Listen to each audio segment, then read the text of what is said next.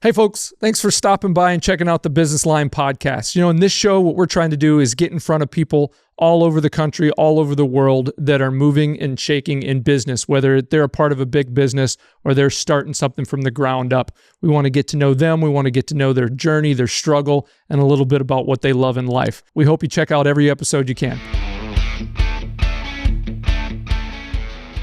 Hey, Wayne. Hey, welcome back to the Business Line podcast. It's been a couple months since I've seen you. How have you been? Really good. Been keeping up with all your guys' podcasts, Brian Weissman, Jay Severson, and Bill Masitis, obviously good friends of mine, Joe Madden too. And, hopefully you'll have more of those guys on. But yeah, launching Two Hand Hold'em, hopefully in November 2024. But, if it's December 2024 or January 2025, that's great as well. Yeah, absolutely. Hey, I do have to say thank you. You've been a great friend of the show. You've connected us with so many cool guys to bring in and interview and meet. It's been an amazing, couple months of folks coming in, really, because of people that you've sent our way. I know you're watching. I know you comment and you get involved. I really appreciate it. That's really awesome. But you've got a lot of things going on. Like you mentioned, you've got Two Hand Hold'em here, getting ready to launch. You're going to be in a new documentary, right, on Discovery. Is that what you told me? Yeah, I'm going to be in two documentaries. One's going to be on Discovery Max. Unfortunately, the subject is one of my friends got murdered about terrible. 8 or 9 months ago. Yeah, it's real life. And then the other one is much happier. It's a StarCraft documentary by Zombie Grub called Good Luck, Have Fun. GLHF, and I should be one of the first, if not the first, guests on there. And it's already started, and she kickstarted it for like $30,000 or something. Or yes, I think around $30,000. And we're all excited that somebody of such high prestige in StarCraft is executing this. Yeah, StarCraft, I think, is getting ready to make a little bit of a surge here, at least culturally. It's always been popular. It's always got its audience, but I know with kind of more recent Microsoft acquisition of the company, I think they've released it on their PC Game Pass platform. My son is a big RTS fan now. I haven't told him about it yet because I know it'll consume his life, but I'm tempted to get him playing it because he loves some of the newer stuff. He loves like the Age. He loves Civ and stuff like that. Yeah, and Hearthstone's releasing a StarCraft expansion that should be out in January. Oh, really? So, That's cool. There's a lot of stuff. I think when StarCraft 3 hasn't been announced and potentially in limbo, and some people said may or may not come out. They need more support on the side before a potential effort can come out for StarCraft 3. Yeah, I think it'll get there, and I think there's definitely the audience for it to be a profitable IP. And I think it already is, just on resting on its laurels with StarCraft 2 in the past and stuff, and some of the remaster stuff they've done. So anyway, hey, let's talk a little bit about your release coming up here, Two Hand Hold'em.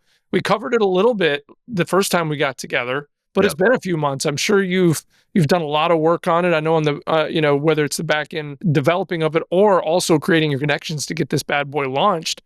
I'm really excited to hear about and see and show the audience kind of where it's at now. Yeah. I mean, as we mentioned last time, I started the patent process. I invented this in 2015, then started the patent process. It was first released on Jay Severson, chess.com co-founder of StarCraft World Champions platform, Gambit.com. Since then, chess.com acquired it in order to get Jay Severson back on board and not spend as much time on a project that would have been, successful in its own right. That being said, like all the games I designed on there are mine, and Two Hand Hold'em was one of them. I immediately, when I designed it, was like, oh my God, this is a hit in the casino industry. I had designed about like 30 or so games for Gambit. So the first one I did was called Chains, and it was pretty good. And Jay still and Gambit.com sell the software, but I knew I could do better. It was like a very popular niche game. And then Two Hand Hold'em was one of the 30-ish games that I designed after that. And then, Jay tested out on Gambit.com, and it was, a pretty big hit. I got 40% of the traction that Blackjack did.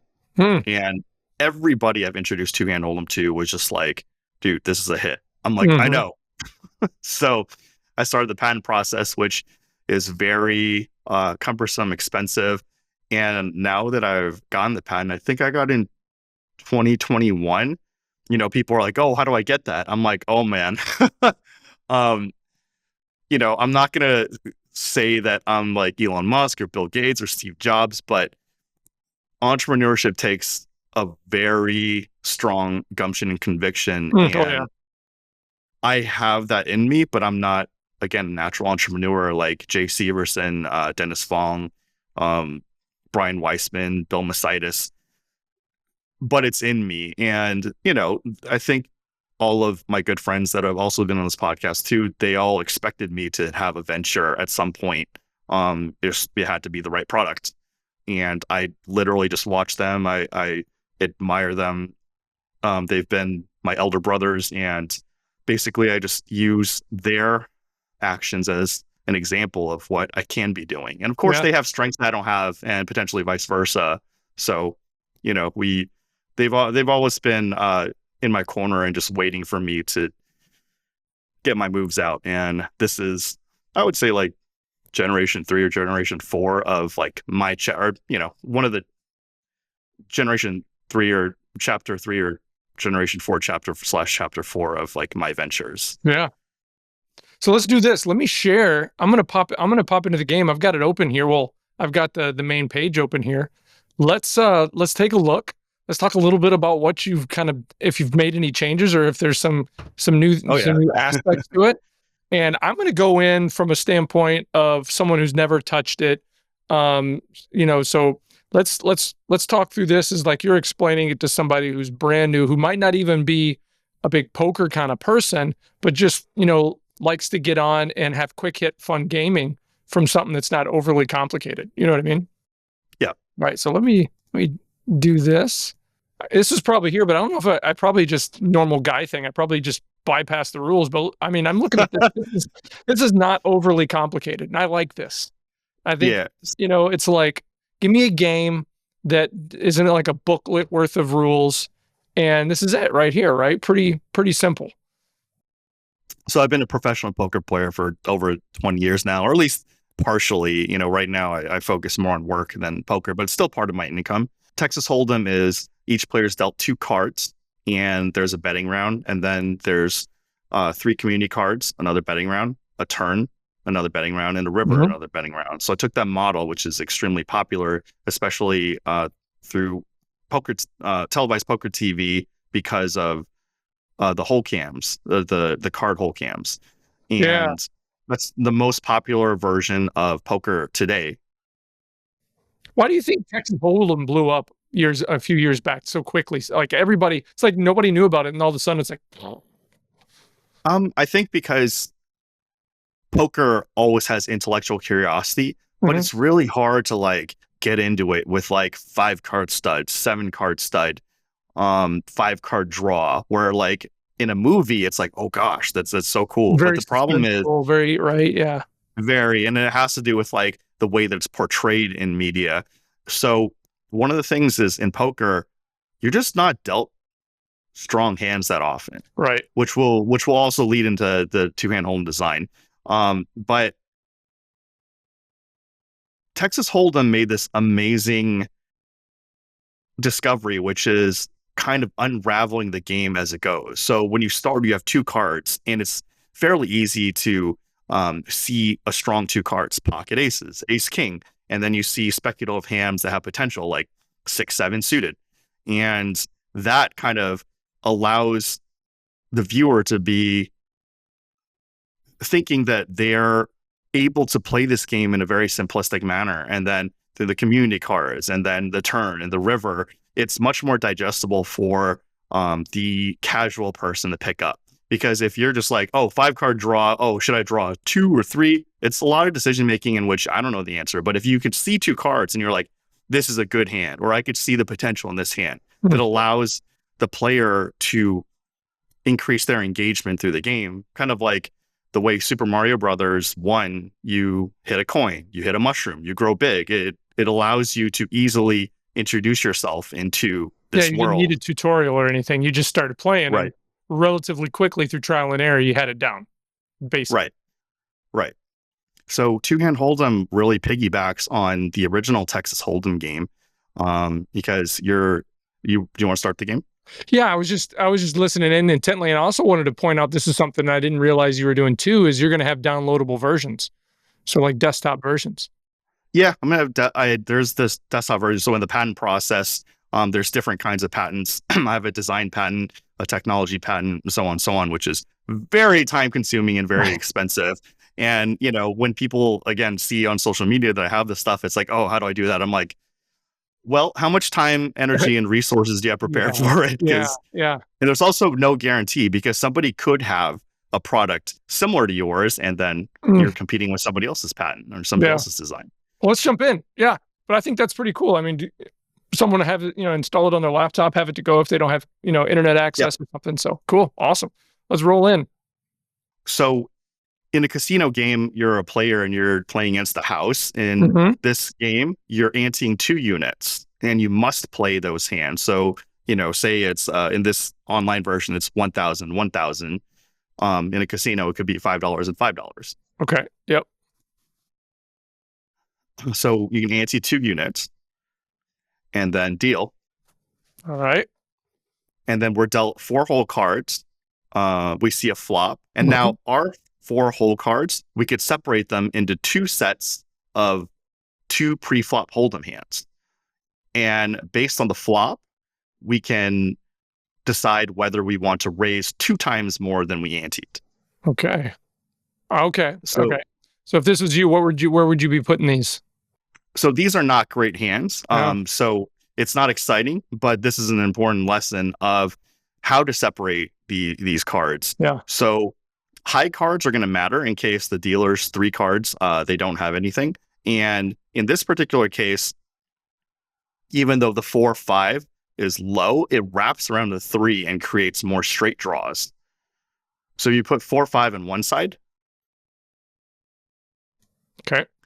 The queen high is not a good hand, but does have backdoor diamond draws. But that 4-5 wraps around the 3. So if it goes 2 ace or 2-6, or 6-7, then we have a straight.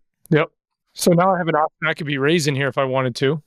Yeah, you And could that's a raise raise hand. 2x if you like the hand you're laying. Obviously, if you have 3 of a kind or 2 pair or even top pair or something. In this case, our hands are not good. So Let's just you deal with just you just deal and it's our 4 cards against 3. And as we see, the queen high was actually ahead of jack high. Yep. So again, even if you just have a high card, you could be ahead. You're winning. And Yep. yeah, so you pushed. You had 2 garbage hands and you ended up tying. Yep. So I lost a hand. I won a hand. So we It's tied. even, right? Yep. Even with a bad hand, you could just, get lucky because the dealer may not have anything. Right. It's kind of like playing with your twin. If you're completely connected at the brain, right? It's because we're playing 2 people against 1, but I'm just 1 person. That's cool. So if I had split personalities, this might be trouble. We Yeah, could there's fight a each lot other. of variations when you could play with your friend. It's like, each of you guys plays one hand, Yeah. or just, All right. So let's place a bet. sometimes, All right. Let's yeah, go up a little bit. So we'll go go big, 5K. 10x, 5K. Okay. All right. So let's deal it. And now we have top pair and bottom pair. So here's a choice of whether you want to put queen 3 on one side and nothing Mhm. on the other, or We're put trying to win the 2 queen on one hands. side. Right. Right, exactly. Hmm. So in general, if you have a pair of jacks or better on a dry board, dry meaning there aren't many draws. So something like, 10-9-6 would have a lot of straight draws. And if it was 2 spades on the board, then there's a flush draw. If all 3 are spades, then, 1 pair is not going to be that strong. So in this case, you would want to put the queen on one side and the 3 on the other. And then because we're going to raise the pair of queens, Mhm. you want to put as much equity as possible.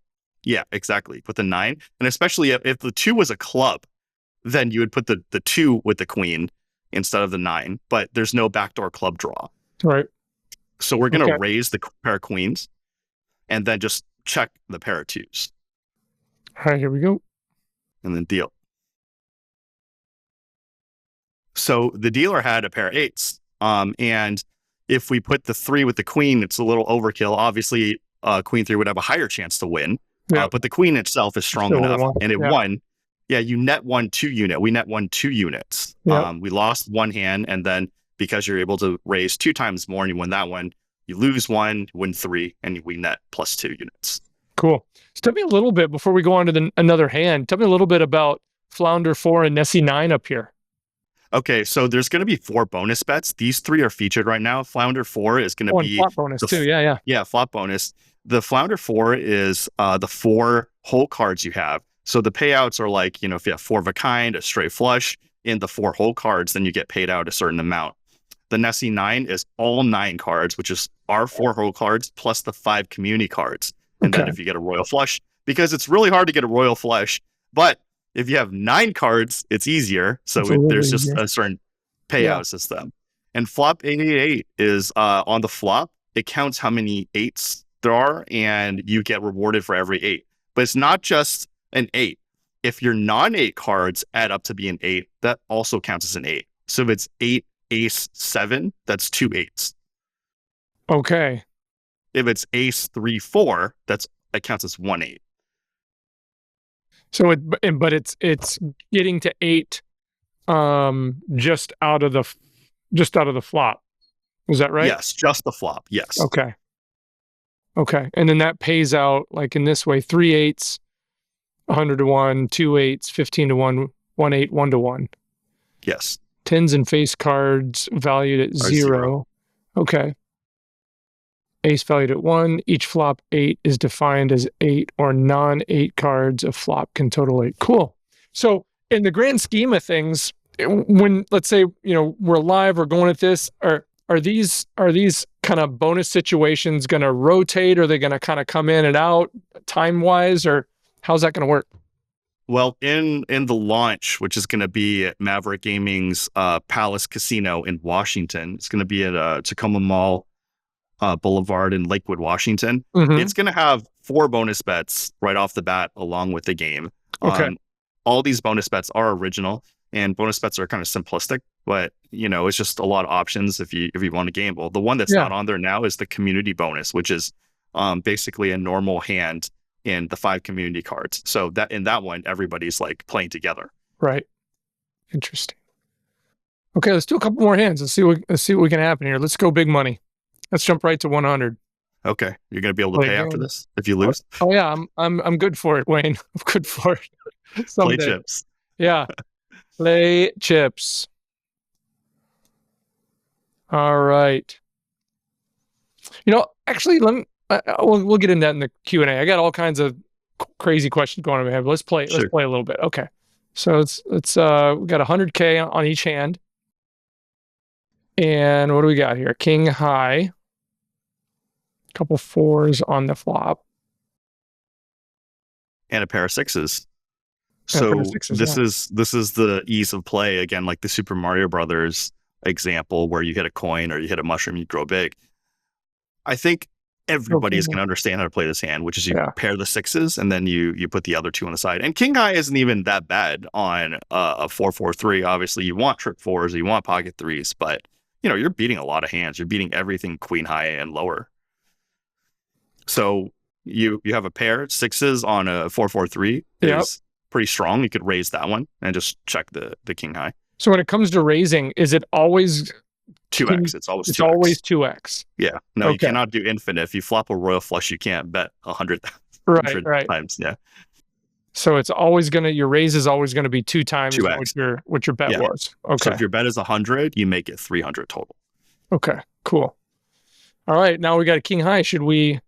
The question is, are they going to have 4s or something, or a pair of 3s or just check, I think check the king high, but it's not like, if you want to raise, go ahead. But let's just have some fun. Okay, let's do it. All right. I'm feeling lucky. Lost it. So I pushed. Yeah, he had a 3, so the 6s were good. So raising the 6s, he needed to improve, and he didn't. And we also improved a full house. So in this case, if we did the Nessie 9, you would have gotten a full house from the 6s full of 4s and gotten that payout. Yeah. So he had 3s. Yeah, he had 3s. Jack high. I like how this this is helpful for a dummy like me, that when I'm mousing over my hands here, it's telling me really quickly, here's what you got. You know what I mean? And same thing with the computer. Here's why you got your butt kicked on your other hand. This is good. This is cool. So with the king 7, it's like, yeah, you were behind because you had a pair of 3s. But if it went running like 5-5, your king high now wins. If you hit a king, your king's now good. If you hit a 7, now your 7's good. Yeah. But I didn't. That's okay. Yeah. Let's do it again. Yeah, which you didn't. All But you right. had a chance. Had a chance. You're saying there's a chance. Okay. Deal it up. So this is clearly not a good situation. In these kind of situations, you literally just do what you can. You would split like the ace high on one side and the 6-4 because you have 6 high, and you can get really, really lucky and hit like 7-5 and make a straight. Yeah. So these are the hands that are boring. You just like kind of deal and hope for the best. And sometimes you chop. Sometimes you win both. Lost them both. Yeah. This guy's pair of queens, pair of tens is a jack. But with these weaker hands, you only lose 2 units. You know. Yeah. It's not that big of a deal. Very cool. Let's do a couple more. Back to big money. See if we big can money. See if we can win it. See if we can hit a big. Chase your losses. Okay. A lot of red. Okay. So 19. in this case, we don't have a pair. But again, high cards matter. So if you put king queen on one side, it could create a potential straight if it goes jack 9 or jack ace, and then ace 9 we put together because we have 3 hearts and a backdoor flush draw is worth 5%. And you would just deal it. Should I deal it or should I raise one of these, you think? If you're feeling it. Okay, I'm going to pretend that what are you I was actually playing with money. Mm-hmm. I'd be skeptical. I would advise a check, but you're not in that bad shape. Yeah. See, that can be, yeah. You're feeling good about the high cards, but you can still lose because, yeah.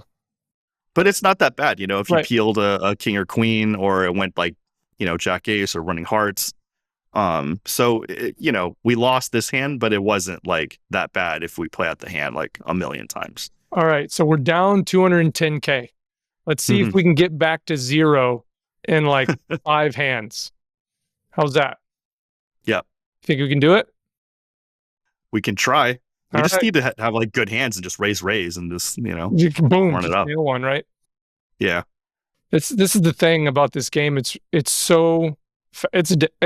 mean, in a good way, in a fun way, it's addictive, you know, because you're in and out so quick. Yeah. So that's what I was talking about earlier. Like one of the reasons Texas Hold'em took off is because, you know, it's easy for the player to understand what's going on and just keep, you know, raising and quickly moving the action. So would you split the 7 and jack here? I would have 2 pair in this particular situation. 7-6 and just raise the 7-6. Because a pair of 7s or a pair of 6s is not necessarily going to hold against a strong hand. Like, say he has a pair of aces, you know, then you're going to need 2 pair. But the higher your pair is, you know, obviously you're going to have, the better. So if you had a high 2 pair, then you would end up splitting those. But low 2 pair, you want to keep them together. All right, let's go. There you go. I'm there. 10,000. I'm only in the whole 10K. And you could have had a runner straight. You could have an 8 or a jack to win. Yep. Yeah, that's not bad. That feels good. Not gonna lie, Wayne, feeling good. That's where you. Oh my God, you actually. Oh yeah. So if you would split it, it would have been rough because he actually flop 2 pair. Yeah. You would have outdrew him, but in this case, you were actually behind if you split up your pairs. But now, because you put those 2 small pairs together, you're in a dominating position. So you're almost assuredly going to win that one. The dealer would have needed a 2 or like a running 5s in order to beat your 6-7 2 pair. All right.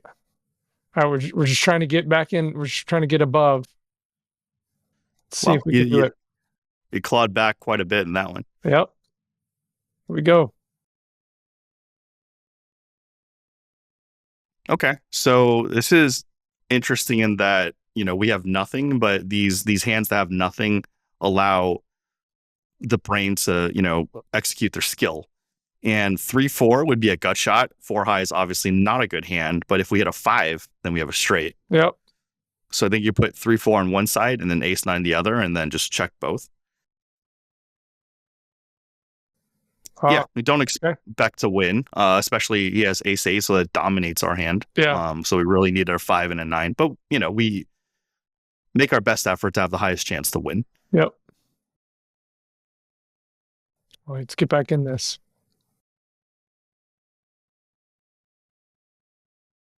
Let's go. Ooh.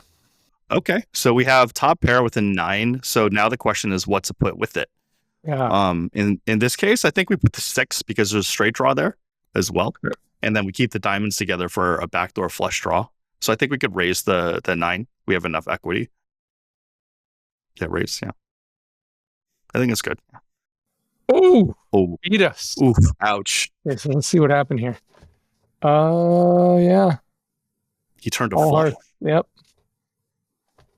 Look at that.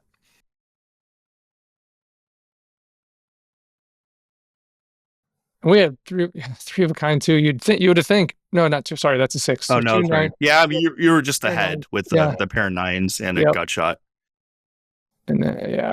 Okay. Well, we're still not in bad shape. Yeah. I think this is our 4th hand. Got to get back in this. I think we might have to do 100K. Ooh, you flopped the flush. Flopped the flush there. Oh, yeah. Look at that. So keep the 2 and the 3 to get. Oh, so we're going to break up that pair of 3s then, right? To keep the flush. Oh, yeah. To keep a flush, Yeah, you definitely, you don't care about the other hand. Right. And just hope for the, well, hold on, raise the flush. Yeah. Yep. And then hope another diamond doesn't come out. Right. Yeah. For both hands' sake. Yeah. Here we go. Oh, we got another diamond. Oh, yeah. Yeah, it's this poker after all. You can get bad luck, but we're supposed to win. Yep. Supposed to win 2 units in that one. That would have brought us back. Okay. Last one. Here we go. Well, I got to play again. Big money. Daddy needs some new shoes. Let's go.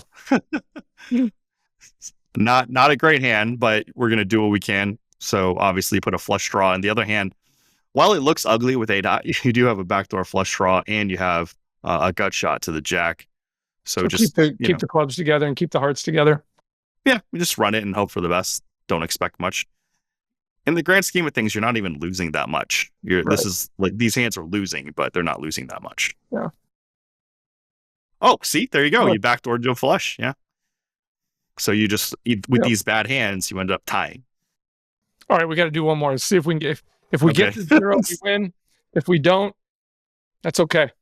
That's okay. We'll wash dishes or something at the casino, and we'll earn our way back into now that's getting too real. All right, let's go. All right, big games money. do cost money. Yep. All right, what do we got here? Pair of 8s. Okay. Yeah, we have a pair of 8s, and we're trying to figure out what to put with the 8s.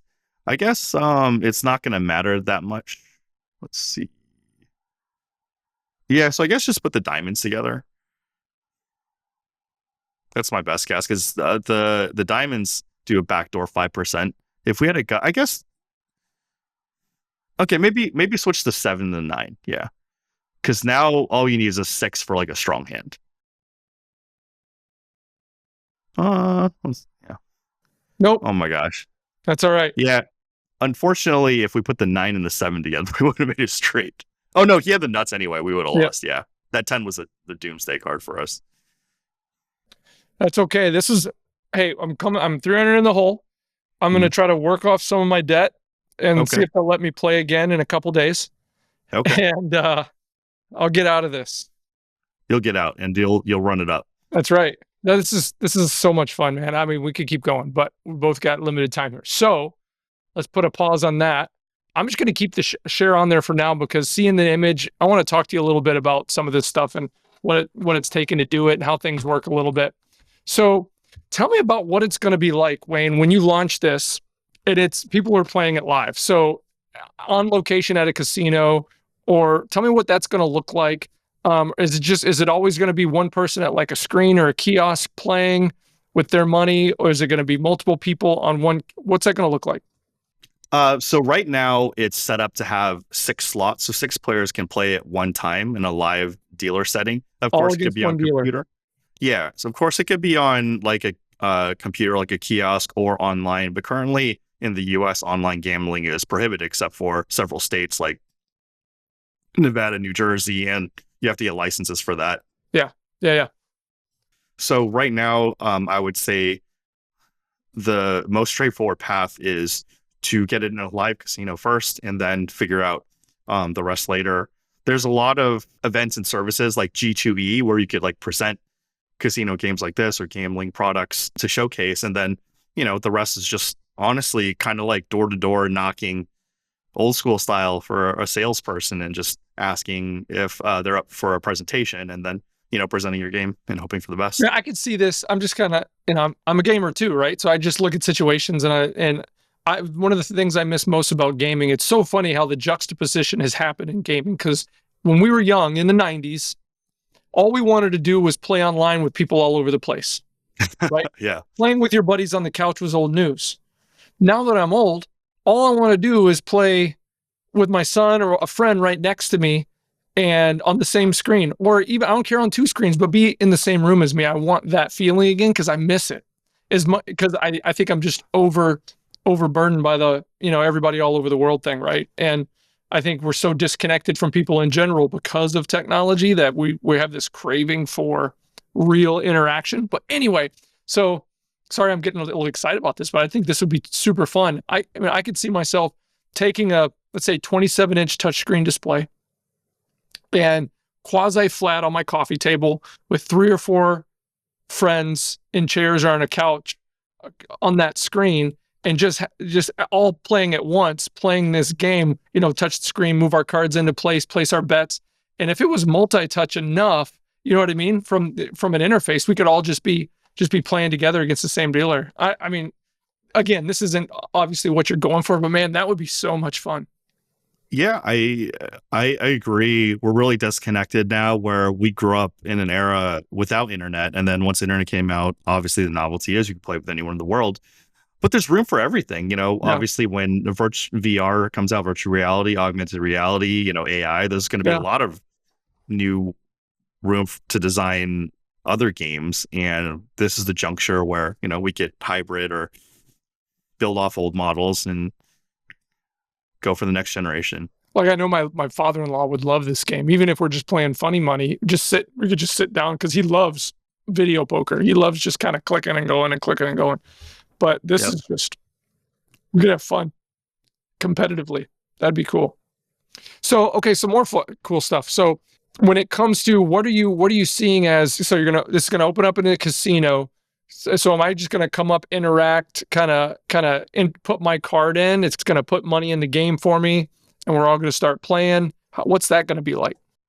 Oh, it's going to be a live dealer to start. Okay. There are online versions on top of this one being developed. But currently, it's just like you and I go to a casino. There's 6 slots, and then we play 2 of the slots, and then 2 of the bonus bets are more for our individual, and then like the flop bonus and the community bonus.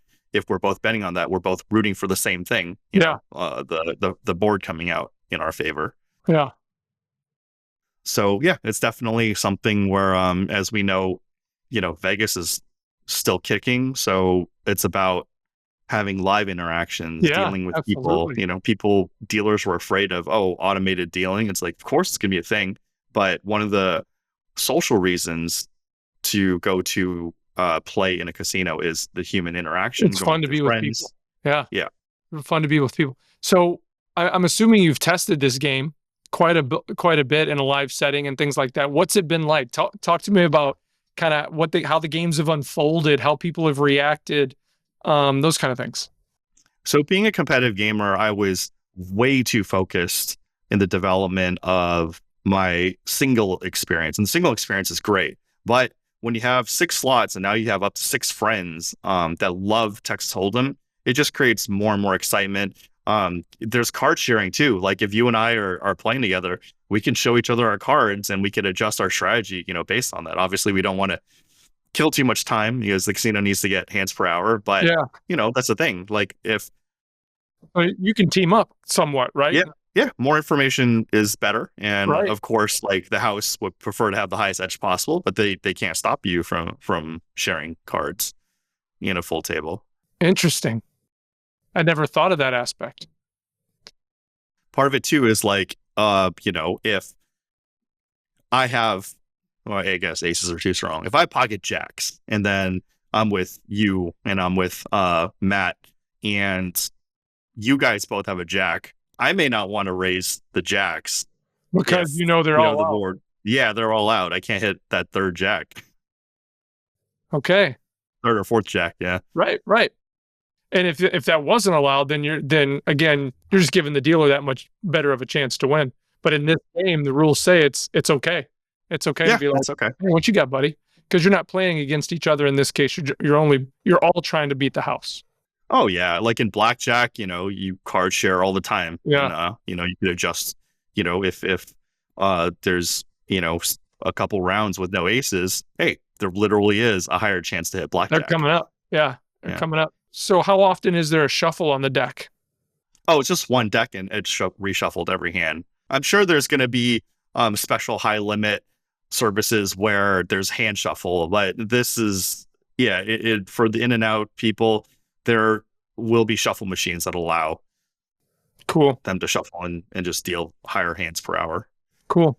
What are some of the things in this game that are kind of still rattling around in your head that you've held back and putting into it as far as some ideas and some visions? Definitely the online version is not going to be just a pure game. There's going to be some fantasy elements. When it comes to the classic live setting, one of the things about a deck of cards and the casino is that when you're going in, there's certain promises. You're promised that you're playing with the same 52 cards in a deck. Maybe there's jokers like in Pai Gao's case. But there's a promise that it's the same 52 cards. These poker hand rankings are as shown. And you wager, usually 1-to-1. I wager $10 and I get $10 back if I win. So that's something that in real life, promises aren't really always kept. Like you and I can promise each other, we intend to, but at some point, maybe it's hard on you, maybe it's hard on me, and we both understand that hardship and the promise isn't kept. The whole promise about the deck of cards is the same 52 cards are always going to be the same 52 cards. And also the poker hand rankings are always going to be the poker hand rankings. And in the casino, you're always going to wager and get paid 1-to-1 unless certain odds give you better payouts. Yeah, that's the playing field in the game, right? That's the playing field. The goalposts don't move, the field doesn't get bigger or smaller. That's your static element. So stuff like this, like, chess, poker, football, baseball, basketball, it's just going to stand the test of time because the rules don't really change. If it changes, it's going to be like a small thing. It's like, the timeouts or in basketball, how long you stay in the key, et cetera, et cetera. Right. Or maybe special, bonuses and things like that you can bring in and bring out of the game to bring a little flair.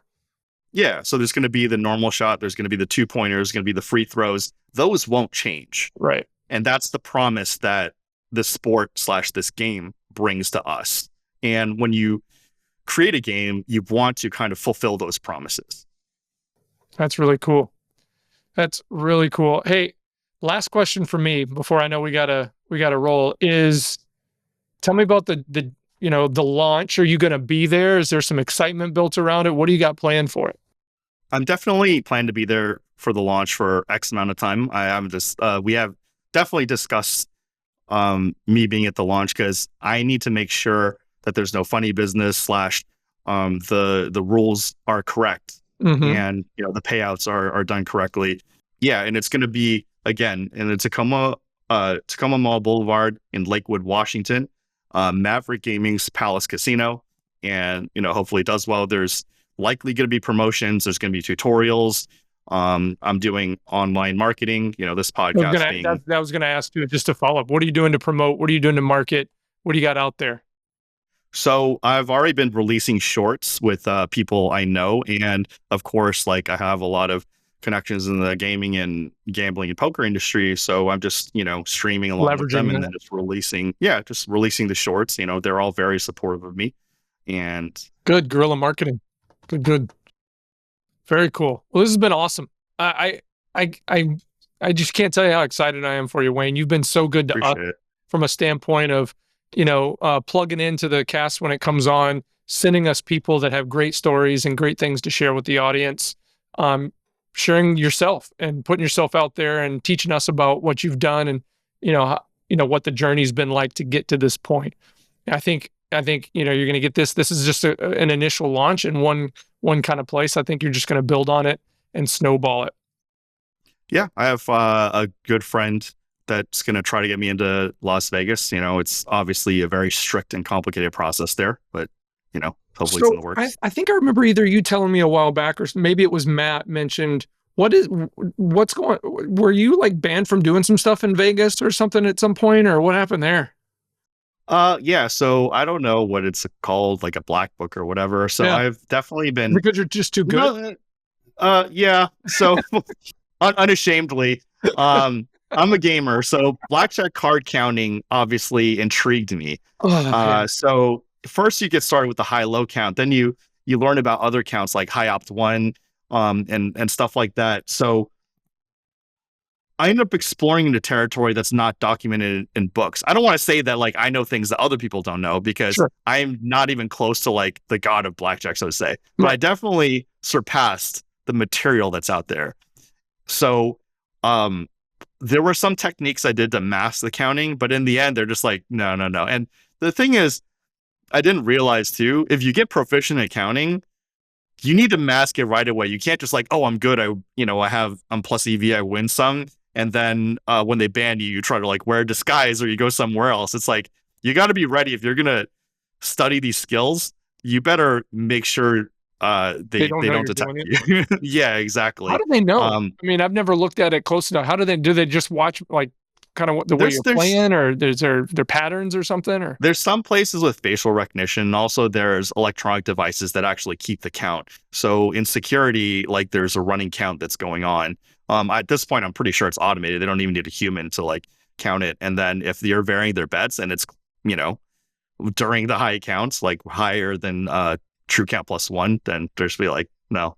And now they don't, I'm only banned from one place. I don't want to mention that name or that place, but other places just flat bet restrict you. So if you bet 100, then they say, you're welcome to play any game. But in blackjack, you're restricted to only betting the amount that you start betting with. Oh, wow. And I had a friend look up my file, and I was a little insulted that they call me a comp abuser. But like, like I played, give me comps. Right. Yeah. Yeah. So you're getting in there playing, creating a lot of activity and excitement, and you're looking for some comps. Yeah. And the file was very, complimentary of my my play, which again, like I know more than what's documented, but I'm not as obsessed as like the true blackjack purists. So I'm sure they know more than me, but from my knowledge base, it's already unwelcome for me to play there. But also this was just like a lesson that what you read out there, what you see, is not the boundaries of reality. It's just what other people are willing to document and show you. This is kind of why school is like, it's great because it's a place to learn, but it's not the end all of all learning. Well, exactly. Like, whether it's you name the educational avenue, if you're going somewhere to learn something, there's going to be a limit to either what they can or what they're willing to teach you, because they're looking to output certain results. Right. Yes. So most of the limiting factors to being successful at one thing or another is, what are your limitations, or what are you willing to go through to kind of come out further along? Right. Yeah. So most people don't understand or it's not that, and it's not necessarily an intelligence thing. It's a willingness to break out of what you've been told the way things work. Like sometimes you see a little bit, and you're like, you peek your head out. No, that can't be right. And you go back in and you just put your blinders on and go back to life.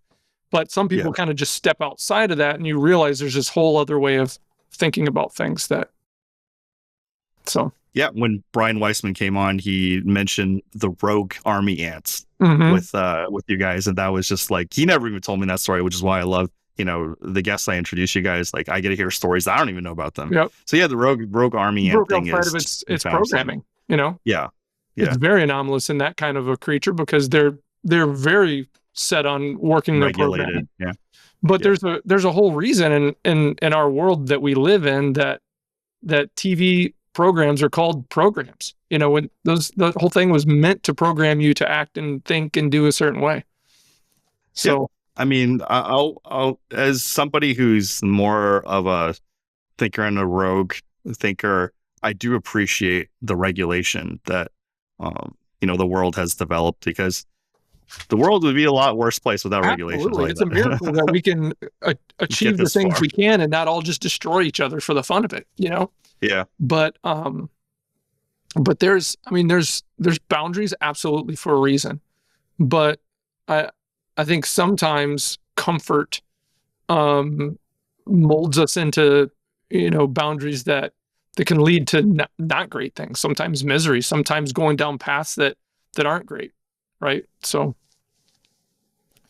and Sure. one of the things that's helpful that I love that you talk about a lot, and I love that you edify your friends, is all the guys that you've introduced us to, Brian, Jay, everybody that have been friends for you and kind of been guardrails and bumpers to get you back on path, or to bump ideas off of, or to encourage you, or to pick you back up when you're discouraged. Those things are so important in life.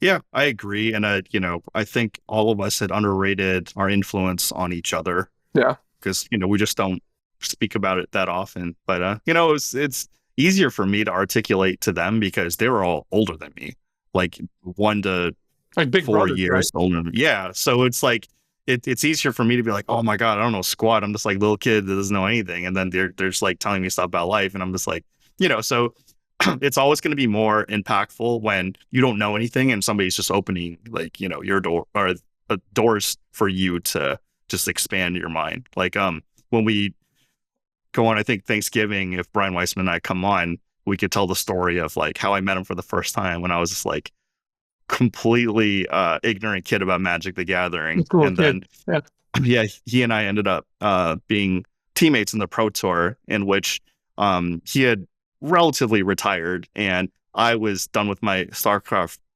competing days, and I wanted to kind of put a check mark on Magic the Gathering achievements, which is probably like my 4th or 5th competitive game down the list of ones I wanted to achieve something in, and just go from there and tell some stories in which, Brian Weissman's a Magic the Gathering legend going all the way back to the beginning.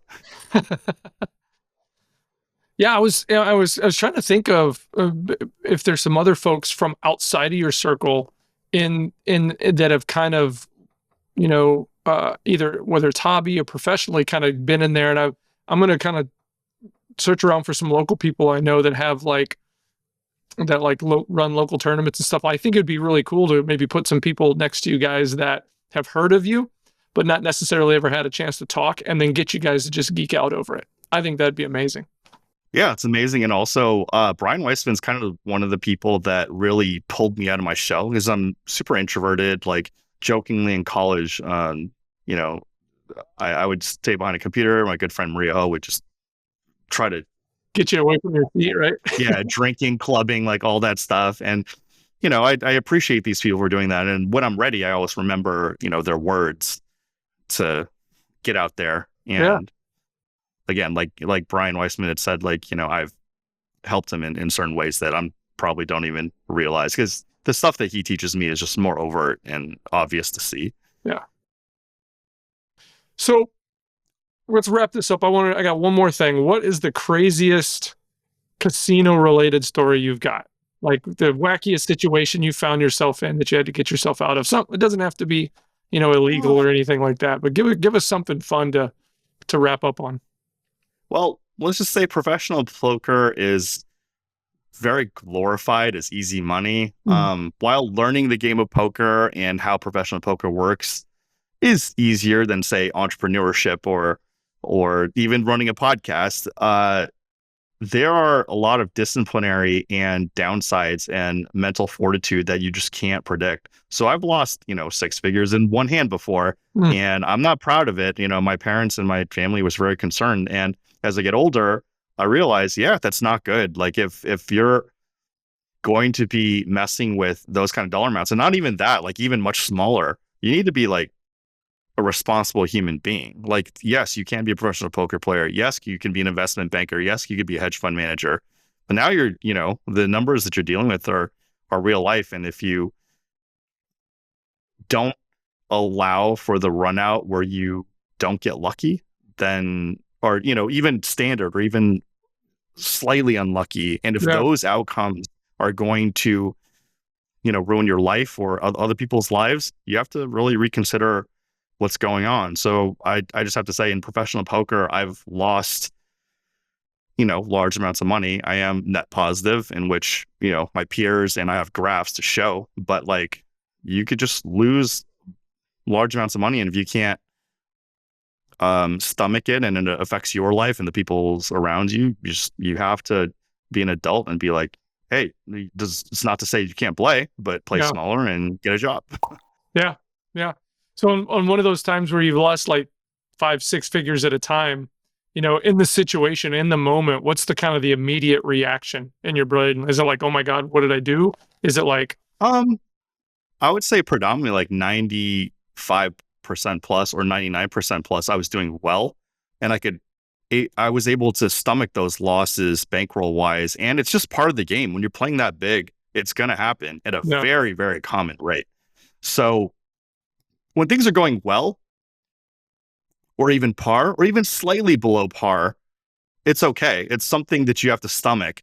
But when out of irresponsibility or bad luck, whatever it is, and you go on these massive downswings, and it's going to ruin your life, your mental health, and the people around you, that's when kind of, my parents and my family's right. Like, you need to be responsible as an adult, as a human being.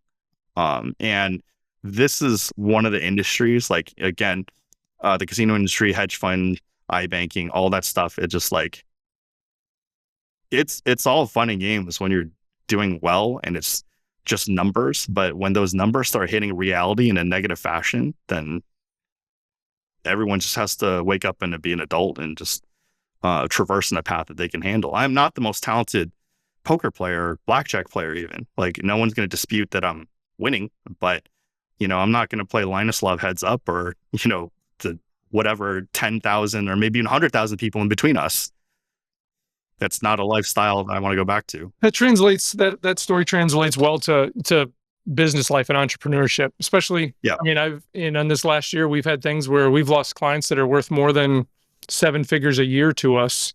And when you lose those type of clients, you lose some people in your organization, right? Because that's a significant part of revenue, and that's hard. And it affects lifestyle, it affects other people's lifestyles, and it makes you kind of look back and okay, I'm not playing a poker hand, right? It didn't happen all in less than a few minutes, but over the last year, what did we do to lead this? Were we not connected enough with this client? Did we drop the ball too many times?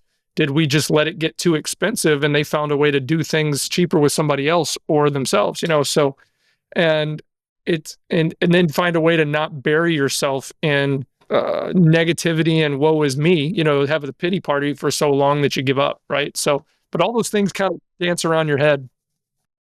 Yeah, there's always going to be a lot of that, but also it's just expectations. Like in poker, in Hold'em, when you're dealt pocket aces, you kind of have this unrealistic expectation and entitlement that, oh, it's always going to go my way. Yeah. You're still going to lose X% of the time. You're just doing the best play you can at any given moment. So the same thing with business, like the older I get, the less entitlement I have, and the more humility, and just like, oh, okay, X% of the time with X people and X relationships, it's not going to work out.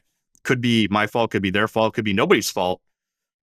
And you just have to mentally prepare yourself for those kind of interactions, and, just be appreciative of the stuff that does move forward. Cool. Well, let's put a pin in this one. Let's wrap this one up, and we're going to keep in touch, and possibly doing another episode with you and the guys here coming up pretty soon. Sure. And I'd love to, after you launch, check back in and see how things are going, see how that launch went. Actually, when you launch, I wish I could be there. I'm probably going to be. No problem. I'll let you know. We'll show you videos, and just, it'll hopefully these podcasts will just, lift up in viewership after as people get more interest in it. Absolutely. This has been great, Wayne, catching up with you. It went too fast. We said, we're going to do about a half an hour, 45 minutes, and we're here jumping on an hour. So, but I had a lot of fun and can't wait to get together and talk to you again and see how you're doing. Sounds good. I will be here.